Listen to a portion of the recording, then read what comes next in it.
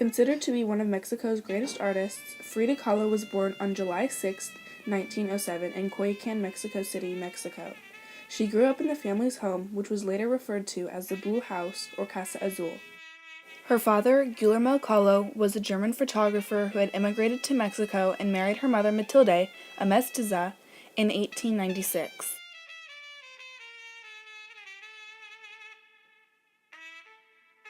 The Mexican Revolution of 1910 and its ideals proved an essential part of Kahlo's life and work. This revolution rejected the dominance of wealthy landowners and called for an end to Spanish colonial rule, a feudal-like system called law encomienda. Leading revolutionaries such as Pancho Villa and Emiliano Zapata argued that those who actually worked the land should benefit from its wealth. Zapata wrote, "It is better to die on your feet than to live on your knees." The revolution, which ended the dictatorship of President Porfirio Diaz in Mexico and established a constitutional republic, started 3 years after Frida Kahlo was born, but sometimes Kahlo would lie about her age and say she was born in 1910. She compared her entrance into the world with the moment in which Mexico began to restore dignity and land to the hands of its citizens. Frida Kahlo's first tragedy was physical. On September 17, 1925, Kahlo and her boyfriend Alejandro Gomez Arias were on their way home from school when the wooden bus they were riding collided with a streetcar. The accident killed several people and fractured Kahlo's ribs, both of her legs, and her collarbone. An iron handrail fractured her pelvic bone. She spent a month in the hospital and 2 months recovering at home, restricted to bed rest. The accident ended Kahlo's dreams of becoming a doctor and caused her pain and illness for the rest of her life. During her recovery, she started to paint and had an easel made that let her work in bed. A mirror was placed above it so she could see herself. Kahlo stated that in her recovery period made her desire to begin again, painting things just as I saw them with my own eyes and nothing more. Kahlo was deeply influenced by Mexican culture, which is apparent in her use of bright colors and dramatic symbolism. She frequently included the symbolic monkey. In Mexican mythology, monkeys are symbols of lust, yet Kahlo portrayed them as tender and protective symbols. The next big event in her life contained the seeds of both tragedy and triumph. This was her fateful meeting with Diego Rivera in 1928, the man who would become her teacher, her tormentor, her heaven, and her hell. Now thought to be one of the leading artists of the 20th century, Diego Rivera was born in Guanajuato, Mexico in 1886. He began drawing as a child, and at the age of 10, Rivera studied at the San Carlos Academy of Fine Arts in Mexico City. Inspired by the spirit of the Mexican Revolution and its communist ideals, important European artists such as Joseph Albers and Henry Carter-Bresson journeyed to Mexico to meet Rivera. Kahlo and Rivera were married on August 21, 1929. Her mother opposed the marriage, and both parents referred to it as a marriage between an elephant and a dove, referring to the couple's differences in size. Rivera was tall and overweight, while Kahlo was petite and fragile. The wedding was reported by the Mexican and international press, with articles referring to the couples as simply Diego and Frida.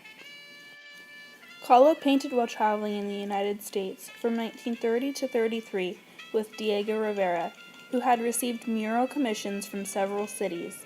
During this time, she endured difficult pregnancies that ended prematurely.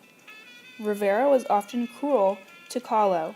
He was abusive and constantly cheated on her with other women. In response, she often conducted her own love affairs outside of the marriage with both men and women.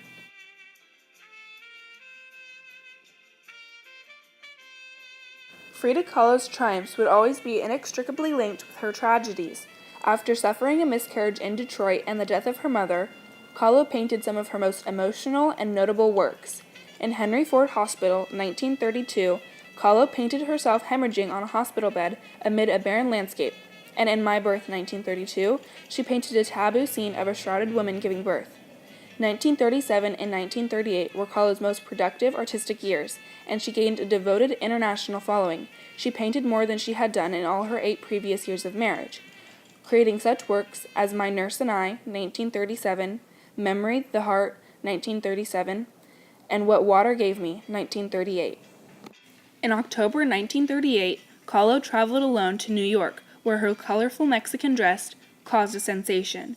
The successful exhibition opening was attended by famous figures such as Georgia O'Keeffe and Claire Booth, and had received positive attention in the press.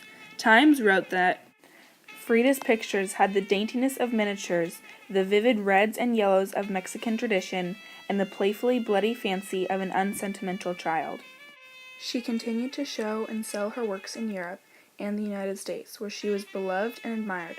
From then on, she enjoyed triumph as a serious artist around the world, one of the only famous woman painters of the era.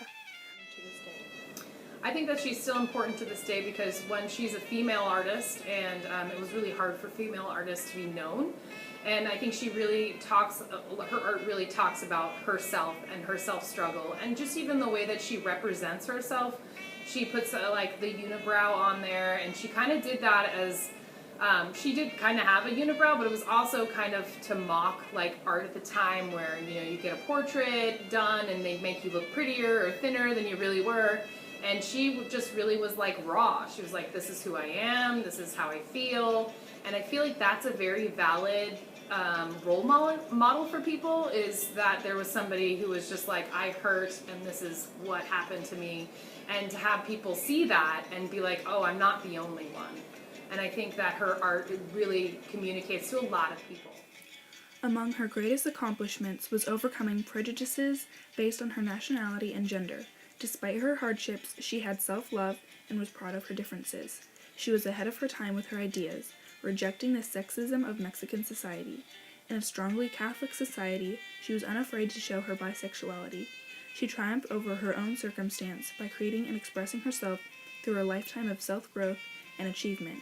There has to be darkness in order for stars to shine. In other words, it was Kahlo's suffering that allowed her to make such meaningful paintings. Frida Kahlo continues to be an inspiration and an international icon.